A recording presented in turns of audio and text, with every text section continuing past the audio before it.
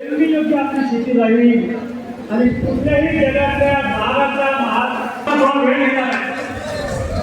शेतकरी कष्टकरी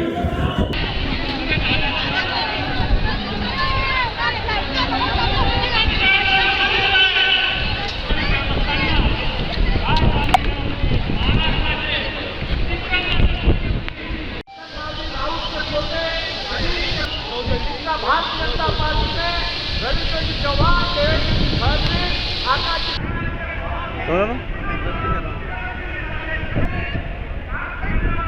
वर्ग महापालिका असल्यामुळे आपल्याकडे निधीची तरतूद कमी आहे.